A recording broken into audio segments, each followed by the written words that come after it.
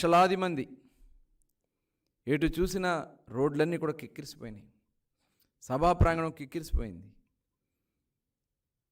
దాదాపు 10 కిలోమీటర్ల పైన, ఇటొక 10 అటొక 10, చిలుకలూరుపేట నుంచి విజయవాడ రూట్లో ఒక 10 కిలోమీటర్లు, అటు నుంచి ఒంగోలు రూట్లో ఒక 10 కిలోమీటర్లు, మొత్తం కూడా ట్రాఫిక్ అంతా కూడా ప్రజలతో నిండిపోయింది.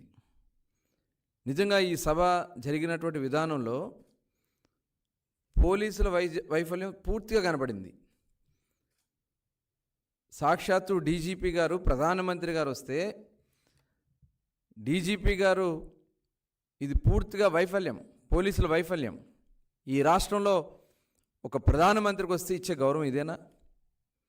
డీజీపీగా మీకు కొనసాగే అర్హత ఉందా? నిన్న ప్రజలు ఉత్సాహంతో బారికేడ్లు కూడా తోసుకుని వచ్చేస్తామంటే పోలీసులు ప్రేక్షక పాత్ర వహిస్తూ ఉన్నారు. ట్రాఫిక్ అంతా కూడా క్రమబద్ధీకరణ చేయాల్సినటువంటి పోలీసులు ట్రాఫిక్ని అంతా కూడా ఎక్కడికక్కడ ఉద్దేశపూర్వకంగా బారికేడ్లు పెట్టేసి, ఎక్కడికక్కడ బారికేడ్లు అడ్డం పెట్టేసి వెహికల్స్ని కదలనివ్వకుండా చేసే కార్యక్రమం. ఈ కార్యక్రమాన్ని ఫెయిల్ చేయాలని రకరకాలుగా ఎత్తారు. కానీ అది జగన్మోహన్ రెడ్డి తరం కాల. ఇవాళ డీజీపీ గారు కూడా దీనికి పూర్తి బాధ్యత వహించాలి.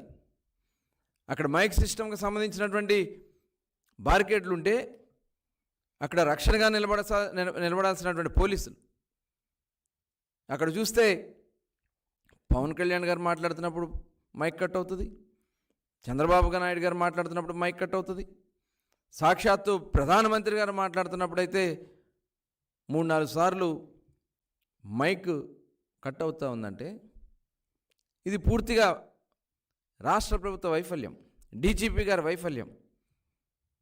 అక్కడ ఉన్నటువంటి ఎస్పీలు, డిఐజీ అక్కడ అసలు ఒక పద్ధతి లేకుండా, అక్కడ వివిఐపీలు వచ్చారు, విఐపీలు వచ్చారు. అక్కడ వాళ్ళు ప్రవర్తించినటువంటి విధానం చూస్తే నిజంగా ఎక్కడ పోతా ఉంది ఈ పోలీస్ వ్యవస్థ? ఒక ప్రధానమంత్రిగా మీరు సరైనటువంటి సెక్యూరిటీ ఇవ్వలేకపోతే ఇంకా మీరు కొనసాగే అర్హత ఉందా? ఇది రాష్ట్ర ప్రజలందరూ కూడా గమనిస్తూ ఉన్నారు.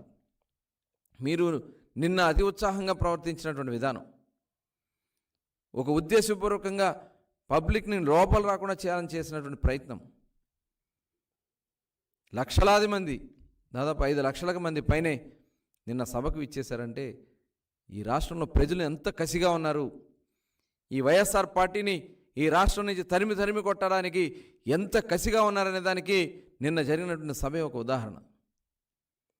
ఈరోజు ఈ ప్రజాగళం రాష్ట్ర వ్యాప్తంగా కూడా అనేక సభలు నిర్వహిస్తాం. నిజంగా ఈరోజు ఈ ముఖ్యమంత్రికి దడపడుతూ ఉంది. అక్కడ సభ జరుగుతూ ఉంటే ఇక్కడ వాళ్ళ వైఎస్ఆర్ పార్టీ నాయకులతో ప్రెస్ మీట్లు పెట్టిస్తారు. ఏం మాట్లాడారు అక్కడ నిన్న ప్రధాని గారు? చంద్రబాబు నాయుడు గారు ప్రధాని గారికి ఏం చెప్పారు? పవన్ కళ్యాణ్ గారు ఏం మాట్లాడారు?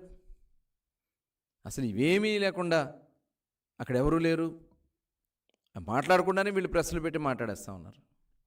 అంటే అంత భయం పుడతా ఉంది ఈ ముఖ్యమంత్రికి.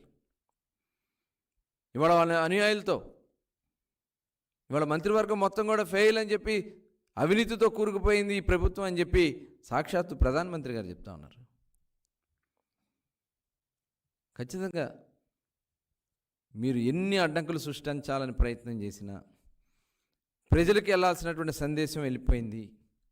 మైకులు కట్ చేయాలని ప్రయత్నం చేసినా చాలా ఓర్పుగా ప్రధానమంత్రి గారు కూడా ఆయన చెప్పాల్సినటువంటి సందేశాన్ని 2014 నుంచి 19 వరకు కేంద్ర ప్రభుత్వ సహకారంతో ఈ రాష్ట్రంలో వచ్చినటువంటి అన్ని కేంద్ర ప్రభుత్వ సంస్థల్ని ఆయన ఏ ప్రాంతాల్లో ఏమేమి ఇచ్చామనేది చక్కగా ఉదాహరించడం జరిగింది.